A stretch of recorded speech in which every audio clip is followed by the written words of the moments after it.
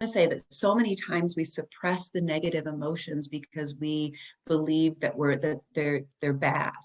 Yes. They're bad for us.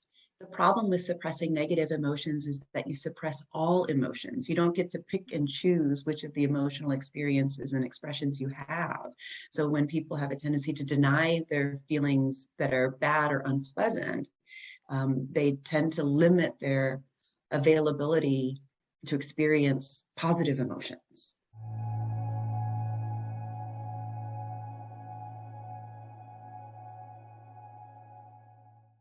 Hey, welcome back to Normalize the Conversation. Today I'm here with Dr. Natalie Dattilo. Natalie is a clinical and health psychologist, instructor at Harvard Med School, founder of Priority Wellness Coaching, and an expert in fields of mindset, motivation, and self-care. Today, Dr. Natalie joins us for a conversation on depression and treatment. Dr. Natalie, thank you so much for joining me today. How are you really?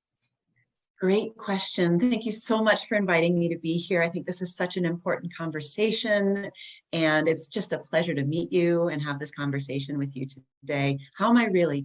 I'm tired. You know how you get tired, just like, where like you're sleeping, but like it's still not enough. There's just a lot on your plate that you're trying to juggle.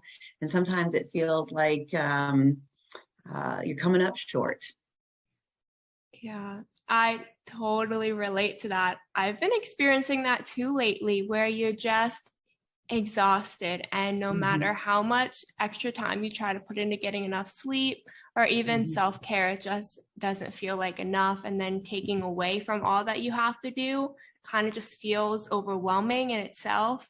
So I totally relate to that. Thank you so much for sharing. A lot of times when we ask the question, how are you? It's a greeting, and we don't expect an answer. We don't want an answer, and we don't feel like answering, honestly. So I always really appreciate when a guest is honest, because that's the purpose of normalizing mental health, is being honest with how we're feeling. Yeah. And I think that's a really important part of the conversation. And you can be tired, you can feel overwhelmed and still be well. Exactly. Like, it's not like either or. So I think it's important to recognize that full spectrum of experience, and that it's all normal and it's all part of being human, and all of us just doing the best we can. And most people that I've talked to in the recent months, that's the general consensus. We're just tired, you know. So you're in good company if you're feeling that way. It is so true that this is a really important part of normalizing the conversation and understanding that you can be tired and still feel good. I think a lot of people think they can't coexist, that you can only feel one way. And we see that a lot with depression. Jumping into the topic, there are so many misconceptions out there. So as someone who works primarily with adults diagnosed with depression, we're going to talk about some of those misconceptions today. So first, the root of depression is so misunderstood. People believe they have to face severe loss and tragedy to develop any form of depression. But where does depression actually manifest from? That's such a great question. Everybody's susceptible to depression. So we're all sort of vulnerable to experiencing bouts of depression. And it doesn't represent a weakness on anybody's part. We think about depression from what we call a biopsychosocial perspective, or a biopsychosocial conceptualization. And that helps us understand and break down the root causes of the particular depression that a person is experiencing. And that also informs our treatment plan. So there are biological contributors to depression, psychological contributors to depression, and social contributors to depression. And the biological ones consist of genetic risk factors that some people are born with. If you have a family history of depression, you might fall into that category. Or other biological contributors like neurotransmitters, the neurochemical ways that we understand depression, and deficiencies in that system. We usually address those with medication. That's typically how we might address a biologically based depression. I work mostly with folks who are struggling with psychological or social bases of depression and psychological contributors to depression include a couple of things. The way you're thinking and the ways that our thoughts can contribute to how we feel, better or worse, and the things that we're doing. So the ways in which our behavior can either contribute to how we're feeling one way or the other.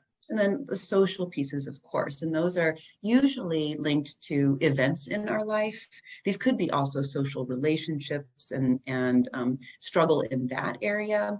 But I like to think about it as circumstances and situational depressions that we're all subject to from time to time. That is such an amazing answer when we talk about depression, because we often, like we said, we think it's only because of some kind of tragedy that would cause depression. But like you said, biological factors, psychological factors, and social factors. And zooming in on psychological factors, there are so many things that can attribute to that. And the way we're thinking, the way we talk to ourselves matters. And we tend to forget that. We are such critics of ourselves. And if a friend of ours was feeling that way and they opened up to us, we would be so supportive. We would tell them how much we love them and how great they are. But when it's to ourselves, we're so mean. We just beat down on ourselves more and more. Like, what's wrong with me for feeling this way? I am being dramatic. I'm being crazy. Something's wrong with me. I can't handle this anymore. And we just kind of beat ourselves down and down and down. So talking about that psychological factor is so important. And then social factors, relationships. And when relationships end, or when the boundaries of relationship changes, or just the relationship starts to fade or change in a different way and we don't know why or what caused it, it can really lead to symptoms of depression. So thank you so much for sharing those different causes with us. Social stressors and social adversity, or the way that our relationships impact our emotional health and well-being. So the emotional pain that we experience when relationships change is very real. And I think sometimes we beat ourselves up because we think we should be stronger, or that we shouldn't be feeling this way, or that there's something wrong with us. And I think that's also it also really highlights the importance of realizing that there are other factors to consider when it comes to depression. Because what people will often think is, what's wrong with me? Like nothing has happened. Why am I feeling this way? I can't point to any event in my life that has taken place that might cause me to feel this badly. So what's that about? And it becomes very confusing and very frustrating, and then people feel guilty because they feel bad, but they don't really have a quote reason to. Yes, exactly. When we don't know where it comes from, it's so frustrating. And like you said, overwhelming and confusing because you don't understand what's happening. You don't understand why you're starting to deal with these symptoms. You don't even understand what depression is and why is it something that you may be experiencing. So another common misconception is that idea that depression is the same thing as being sad, or having thoughts of suicide or planning a suicide attempt, and that's what depression is. So if that's depression, then I am depressed or I'm not depressed, and we kind of identify it just based on those two ideas. But there are so many different forms of depression, and they look different for everyone. So would you mind talking a little bit about those subtypes of depression? When it comes to feeling sadness, I actually think about that as a very healthy emotion to feel, and that doesn't even typically show up as the most problematic feature in depression. We don't like to feel sad, but sad is can be a very healthy emotion to feel for very good reason. What happens with depression is that you almost feel nothing at all. So it's sort of the absence of any type of emotion. It's feeling really numb or even empty. And that's a very distressing experience to have. I would actually even prefer sadness over that. So that's one aspect. And the loss of pleasure, like not really enjoying anything in life or having anything to look forward to, feeling really helpless about your situation is problematic. And sometimes the helplessness will continue. Helplessness is, it doesn't seem to be that anything I do makes a difference. Hopelessness is the idea that nothing I ever do will make a difference. And then you begin to feel apathetic. So there's like this continuum and this spectrum of experience, and working with a professional who can assess kind of where you are in that process is really beneficial. And the sooner you can begin addressing some of those symptoms, the better, obviously. The different types of depression, if you think about subtypes of depression, I don't know if people realize there are different types of depression. They often are characterized by how frequently they occur. So a person can have a depressive episode, a clinical depression or a major depressive episode one time and never happens again. There are people for whom it's a recurrent issue. So they'll have it once and then they'll be prone to flare-ups, and it's more chronic. There's also a low-grade depression, a type of depression we call dysthymia, or a persistent depressive disorder, which is sort of a low-grade or mild depression, kind of chronically. There's also postpartum depression, which most people know about, and there's even a psychotic depression. So it just depends on the nature of the symptoms, the frequency, and the treatment. I really want to go back real quick to the first thing you said, that sadness is a good emotion, because sometimes we forget that we're human and we are vulnerable to all emotions, and that's healthy. Emotions are healthy. Experiencing a range of emotions is healthy because you need to release, whether it's releasing the joy and burst of happiness within you or that burst of sadness or anger or frustration. It's all important, and it's all equally important. And one isn't necessarily better than the other, because without one, you don't have the other. Okay. And I just love that you brought that up. But so I was going to say that so many times we suppress the negative emotions because we believe that they're bad. Yes. They're bad for us. The problem with suppressing negative emotions is that you suppress all emotions. You don't get to pick and choose which of the emotional experiences and expressions you have. So when people have a tendency to deny their feelings that are bad or unpleasant, they tend to limit their availability to experience positive emotions. Yeah. So I think it's a really important point, and I just wanted to emphasize that. Yes, that is so true. And then when we suppress our emotions, it tends to come out in other ways. And it comes out later on in a way that may not be connected. And then we may be confused on why we had a certain outburst or why it was directed at someone that maybe it wasn't intended for. So by suppressing our emotions, we're really harming ourselves and causing ourselves future distress. Mm-hmm. Yep, I say feel all the feels, feel them all. And so therapy is not about feeling better. This is what I tell people. It's about getting better at feeling, so that you feel like you have some agency or mastery when it comes to emotional management, having a better sense of what they feel like and how difficult they are to tolerate, and what you can apply, what kind of skills or strategies or regulation you can, tips you can apply to help just feel better about your feelings. Exactly. A lot of times, well, most of the time, we're not taught about coping mechanisms, especially at a young age. We're not taught about how to regulate our emotions, how to understand our emotions, identify them, how to manage them. We're not taught really any of that. So as we start to experience them, it feels confusing. It feels overwhelming because we have very little knowledge about them all. Mm-hmm. And we live in a society where there's a stigma on those negative emotions or those emotions we don't want to feel. So we feel like those make us weak and we have to suppress them. And it's just overwhelming. And then a lot of people can't access therapy, whether it's because there is a high demand and a short supply, whether it's financial reasons, whether it's infrastructure reasons where there's not a local therapy office, or they don't have the bandwidth to be able to do online therapy.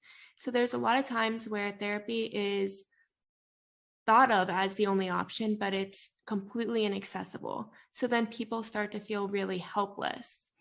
And then they feel like they don't know what to do, or sometimes they overload on self-care to try to make up for it. So before we jump too far into therapy and treatment, can we talk a little bit about what self-care is and maybe what are some of the boundaries for what self-care and how much it can do for you? Well, I'm an advocate, a proponent of self-care. I study self-care, like behavior in people and attitudes, and then barriers to self-care. So we can develop a better understanding and a more evidence-based understanding of what self-care is. So a lot of people talk about self-care, and I think that's great. And I think the original purpose of self-care was more medically focused. So it was to give empower people to take care of themselves without having to rely on their doctor or their healthcare provider to do that. So taking their health matters into their own hands, whether that was better understanding their medication regimen, better understanding what kind of lifestyle modifications they might want to make to best support their health and to really feel empowered to take care of themselves. It has shifted a little bit, as you probably know, and so a lot of self-care discussions revolve around pampering and doing, like, taking some me time and really taking care of yourself. And I think that is all well and good as well. But I think we also think about self-care backwards. We often think about applying it after we need it, or after we've, hit a wall, or when we realize that we need a break. And I think about self-care as preventative, that it needs to be incorporated into your life on a regular basis as a way to stay healthy and stay well and prevent yourself from getting to the point where I need a break. I'm at the end of my rope and I just need a break. So can we prevent you from getting there in the first place? And so what are evidence-based self-care activities? Well, we know that there are a number of self-care activities that work. And these are things that I think most people are already familiar with, but this is exercise, it's sleep, it's social connection, it's gratitude and cultivating positive emotions like gratitude and awe or curiosity. There's a lot of really good research on those topics. It's also play, making sure that you're making time to have fun. And to experience pleasure. That's a really important piece of prevention when it comes to depression.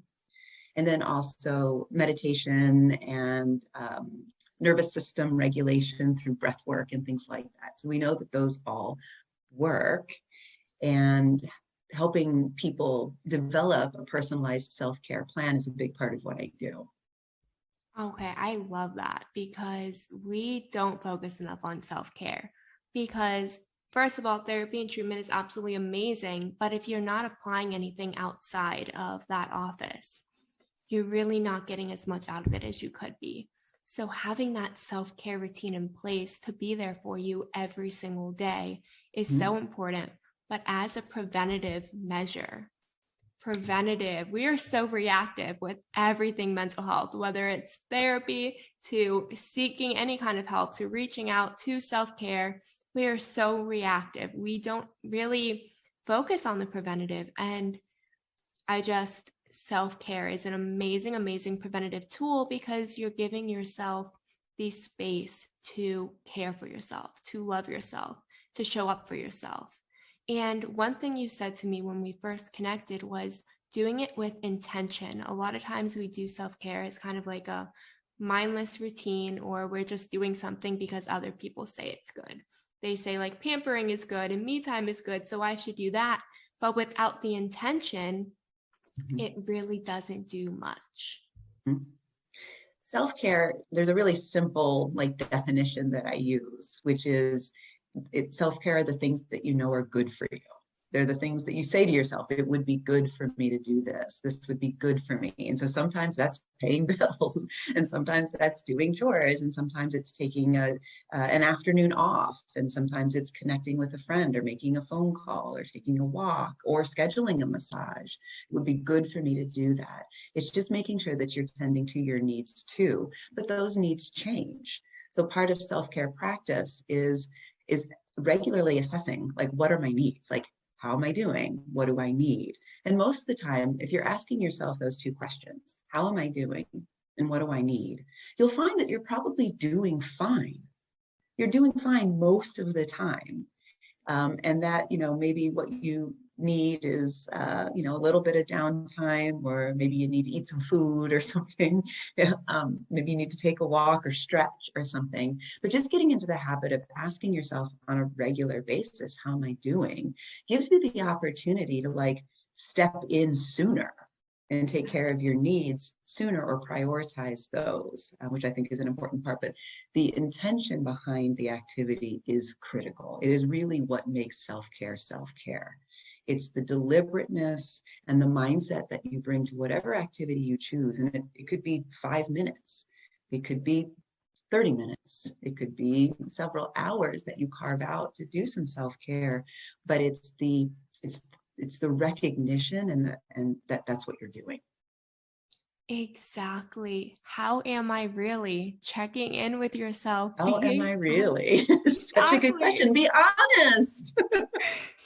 Listen to yourself. Truly listen to yourself. A lot of times we ignore our body and our mind giving us these warning signs. They're letting us know that we need help, we need support, we need something. Like you said, it could be something as simple as food or stretching or a walk, water. Water. The big one. I need water. We tend to ignore it until we don't feel well, and we wait till we're completely burnt out, completely overexhausted, where we almost can't function before we say, maybe I should do something for myself. But if we're checking in with ourselves regularly, we have that option to be preventative. So that is huge. But now going back to therapy and treatment, when someone is looking for treatment that may work for them, what exactly should they be looking for? The type of treatment that might work best for them. Well, there's a couple of ways that you could go about figuring it out. And it might require, consulting with your doctor, or consulting with a mental health professional who can do an assessment with you, can assess your symptoms, and then help develop a treatment plan. And the treatment plan might consist of medication. That's one of the treatment options that are available and effective. It might consist of therapy in the form of a one-on-one counseling therapy. There are also group therapy options available. There are online therapy options available. There's a lot of self-directed online programs that you can take. So it's just a matter of a couple of things. How much are your symptoms interfering with your life? Right? So are we talking about something that's mild to moderate to severe, or severe? And that will be one of the key deciding factors in which type of treatment to pursue. Yes, your symptoms and how they're interfering with your life is such an important piece. And a lot of times we think that there's just one standard protocol and that's it. And what worked for someone else is going to work for me. But with different symptoms, with different levels of interference, we'll create a different treatment plan. And that is normal. And it's okay to have a treatment plan that's different from a friend or a loved one. But there are so many different types of therapy: psychotherapy, TMS, neurofeedback, cognitive behavioral. And what do you feel are like some of those most common types of depression treatment? And when I'm starting to receive treatment, how do I know if this one is really right for me? How long do I keep trying it? And when do I say, you know what, it's time to change methods? It's such a great question. And I don't know if we have these types of conversations nearly enough with whoever you might be working with to on a treatment plan, whether that's a mental health professional like a psychiatrist, or a primary care physician who's helping to coordinate treatment. I think the other factors that are so important to consider is lifestyle. Like what, of the options that are available, which of these are you going to realistically be able to participate in? And the other is preference. Like you get a say in what you believe will be helpful for you. And you work in collaboration with a provider who can provide that treatment. So we make recommendations, but we're also taking into account what's realistic for a person and what would they prefer. So it may not be medication, maybe a non-medication based treatment, or for a particular person, medication is the way to go. Some of the other treatments that you mentioned, so things like TMS and neurofeedback or biofeedback, those are a little bit more intensive types of treatment, and they're usually reserved for people who haven't done as well with some of the more those aren't in less intensive types of treatments. So, we might start with something that's fairly straightforward, like a behavior therapy or a cognitive behavior therapy or even talk therapy for some people, and see how effective that is. And if there's a good response to that treatment, that may be it. If there's a less than desired response to that treatment, then you might add a medication, or you might consult with a different provider, a different type of therapist. There's options. You shouldn't feel stuck. Exactly. There are so many options. And like you said, some of them are more intensive than others. And when we hear that, we think, well, I don't need that intensive treatment. I'm not that bad off. People are worse off than me. That's not me. That's not right for me. And we feel ashamed and we don't want it. So I always want to disclose when people talk about that I've been there. I tried talk therapy. I tried cognitive behavioral therapy. I tried medication, and I wasn't finding a solution that worked for me. So I did end up trying neurofeedback therapy, and I did that 3 times a week plus talk therapy once a week. And it seems like a lot to so many people, but it was so helpful. So never be ashamed of reaching out and getting different types of help. And even if you need a more intensive treatment, that's okay. The goal is to help yourself, not to kind of try to hide behind it and not get the support you need. Because if you're going to therapy and it's not working for you, using a treatment plan that's not working for you, you're not helping yourself. And being there for yourself and listening to yourself is so important. But on the advocating for yourself, yes. Being able to say, I don't know if this is, I'm not really sure what to expect, but I'm not sure this is working for me, and being able to speak up. I mean, I think that's a huge part of success in treatment. It can also be really difficult to do, especially if you're struggling with something like anxiety or depression, because, the nature of those conditions can make us feel like we can't speak up. That it won't make a difference if we do. And so it's this vicious cycle that we try to break free of to help people recover. Exactly. Advocating for yourself. And a lot of times we feel afraid because we don't know if we're right. The doctor must know everything, and they know a lot. They've gone through so much training and research, but they don't know what's inside your head if you're not telling them. Exactly. And another comment on the treatments that might occur multiple times a week. We go to the gym multiple times a week. I mean, when there's an important goal or health goal we're trying to achieve, it is something that we do pretty frequently. If it's something like the gym, that's a couple times a week at the least. Exactly. And we look at mental health in such a different way that we look at our physical health. I mean, we brush our teeth every day, twice a day. That's normal, but people are afraid to take their medication every day. Or people are afraid to go to therapy more than once a week or once a month, or whatever they feel that standard is that people would be accepting of. So on the other side of this, being able to advocate for yourself is also being able to find a therapist that works for you, because it's like dating. You might not find that one therapist right away. You might have to try out different therapists. So when you are looking for a therapist that's going to work for you, what are some of those questions you should ask yourself and the potential therapist to find that right match? This is such an important question. I actually wrote a few down so that I wouldn't forget when I was thinking about what are the questions that people should equip themselves with when they're trying to decide whether a therapist is right for them. And there are some obvious ones, maybe not obvious, but there are some more basic ones that are like, how long have you been doing this? What is your experience like? It's okay to ask those questions. I rarely get asked those questions, but I'd be happy to tell people about my training and how long I've been in practice. That may or may not make a difference for people, but I think it shows that you're thinking, critically about the decision, because it's an investment in yourself that you're willing and trying to make. Another one is just how much do you charge? Like knowing those basic things will help you decide whether or not that's a route that you can take or that you can afford to take, whether you take insurance, those sorts of things. Then maybe asking about, have you worked with many people who have similar circumstances to my own? And asking it in that way is kind of broad. It could be referring to my particular symptoms. It could be referring to my background.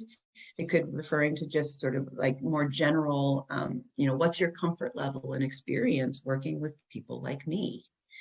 I think that's an important question to ask. Also, what are sessions like with you? What can I expect? Okay, and that will give you an idea of how structured those sessions are or not.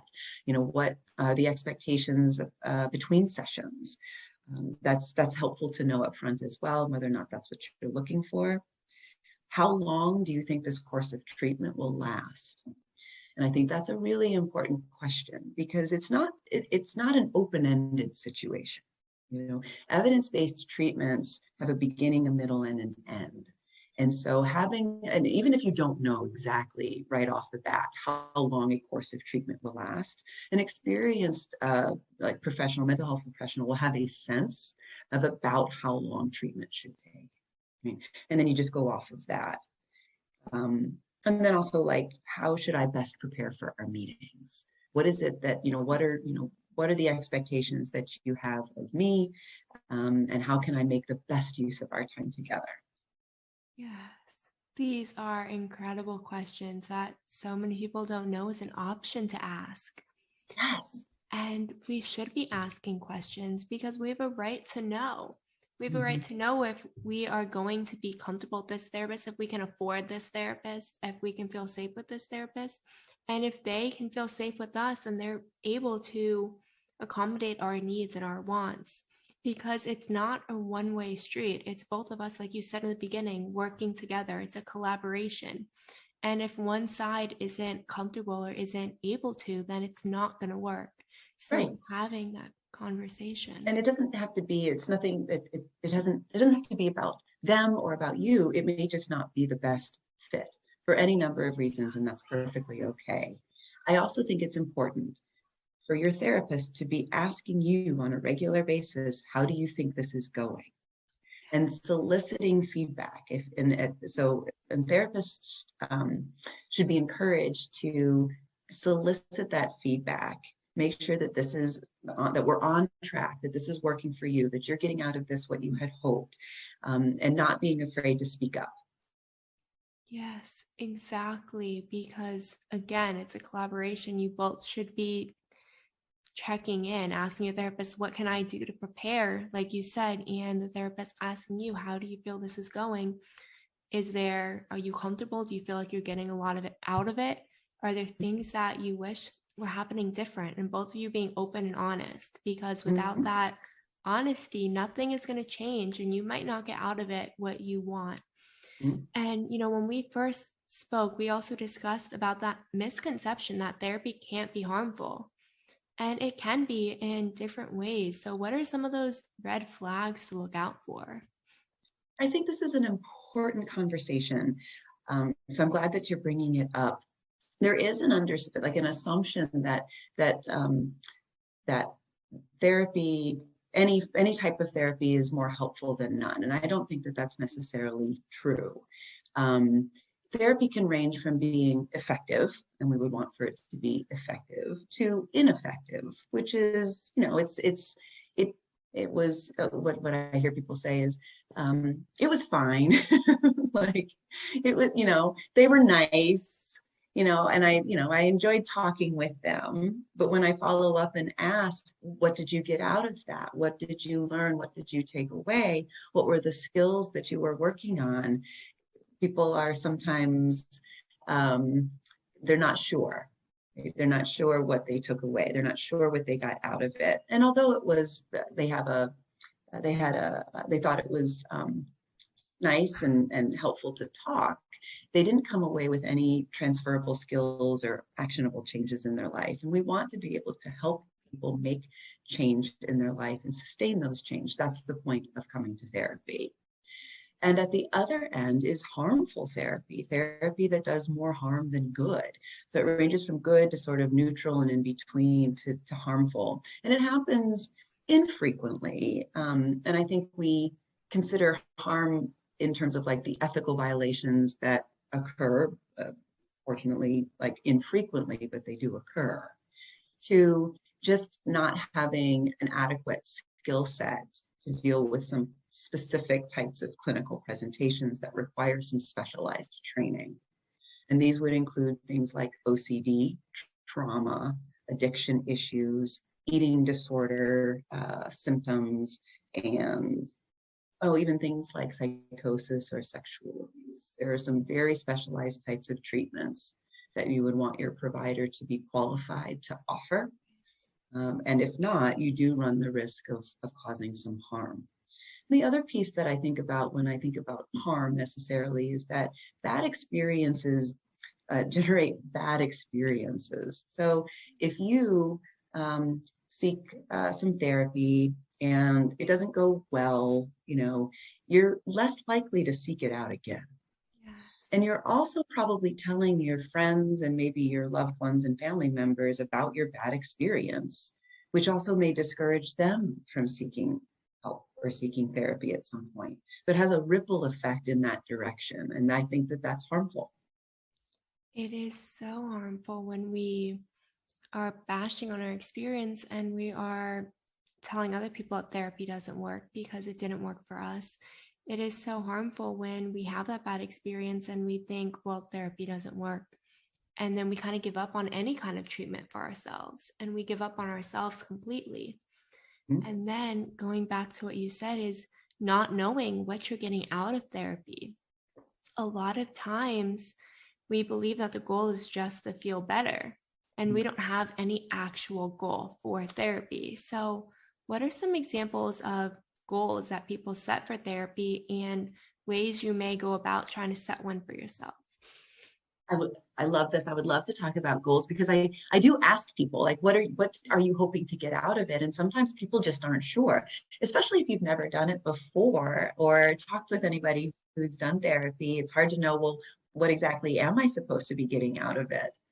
I also think it raises the importance of talking with other people about the therapy you're getting, which is something we don't do enough of. That's part of normalizing the conversation. And I think that's one of the ways to prevent harm is talking about what are you working on in therapy and what is your therapist like? Because it will become more obvious if something's amiss if you're talking about it with other people and you're like, they did what? They said what? Wait, I'm not sure what's happening. And you get that feedback, which I think is helpful. So I would rather have people talk about it than not talk about it, and to not be ashamed to talk about it.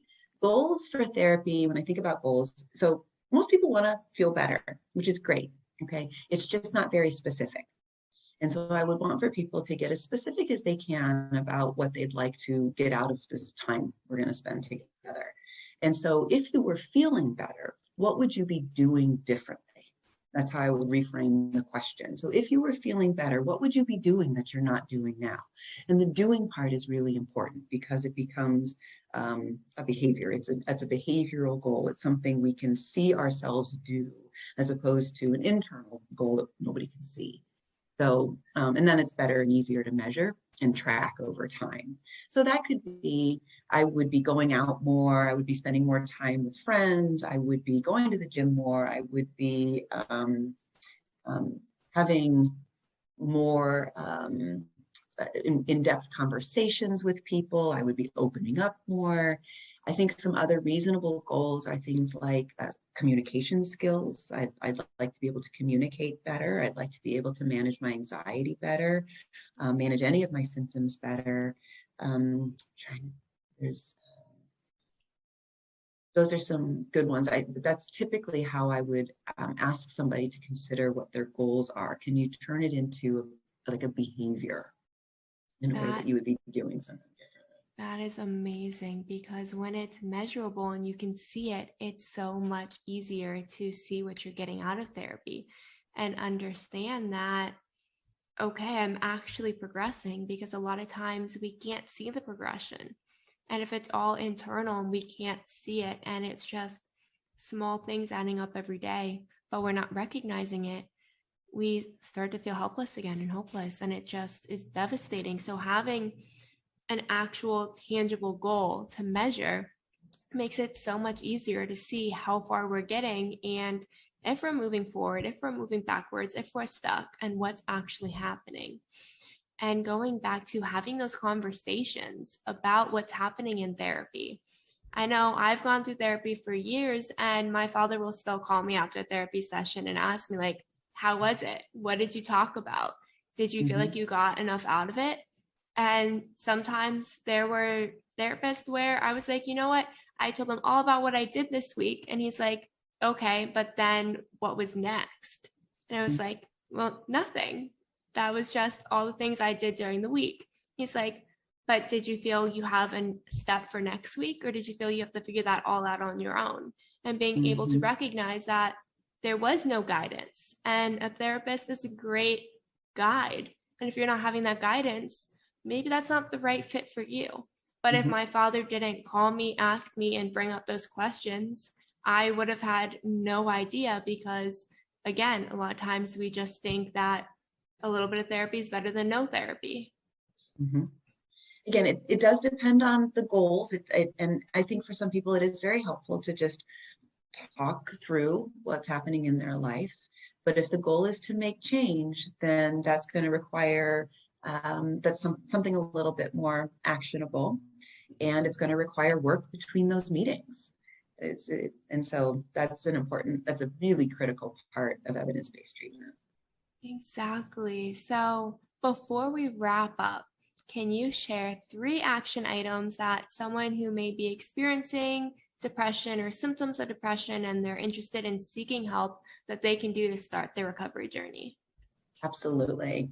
Okay, so one of the first and best ways to begin working on a depression or recovering from depression is to get activated, right? So depression we feel underactivated, and so behavioral activation is the gold standard treatment for depression, for a behavioral approach to treating depression. So what does that mean? So taking action is going to be the best way to start feeling better. What kind of action? Well, I would contact your primary care physician and schedule an appointment. That's pretty easy to do. If you have a primary care physician, call their office and schedule an appointment to talk about how you're feeling. And they should be asking those questions as well, but that's a great place to start if you don't know where else to start. It can be very, very difficult to connect with a mental health professional right out the gate. So your primary care physician should be able to help you with that. To start there. The next would be to do a little research, to just do a little bit of research on what do treatments for depression look like? What are they? What are the different types available? Just educate yourself a little bit and see if any of those sound like a good fit for you. And the other might be to think about your goals. Again, just what is it? How do I want to feel better? What would I like to be different about my life? It may be like, why do I believe I'm feeling this way? But more so, how would I like for things to be different? So you get a running start in thinking about and planning for your recovery and being an active participant in your treatment. Okay, those are amazing steps. And I really want to emphasize number 1, because a lot of times we're afraid to tell our doctors about how we're feeling because we don't know what's going to happen. And there is this misconception that if you share symptoms or feelings of depression with your doctor, you're automatically going to be locked up in a psych ward. So people are afraid to be honest, but if you don't answer the questions honestly, you may not be connected with the right person, and your primary care physician can offer you certain types of support and also help you find a mental health professional, give you a referral, give you recommendations. So it's not always that they're going to lock you up in a psych ward. And people don't realize that. Right. And I think sometimes it's sometimes considered an afterthought. So you might have a visit with your doctor and they might, in an offhand kind of way, ask you about your mood or how you've been feeling. And the way that the questions are asked is important. The way that the questions are asked will predict whether or not somebody is honest with how they're feeling, or honest with their answer. So that's an important piece to consider from the provider side.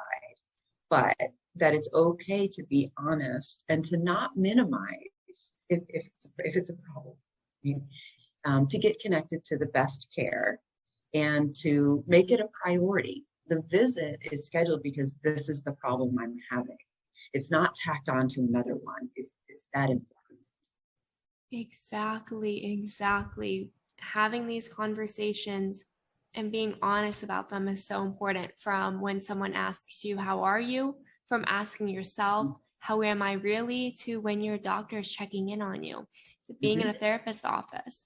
The key is being honest and open, because that's how you can help yourself. That's how other people can provide you the support and guidance that you need.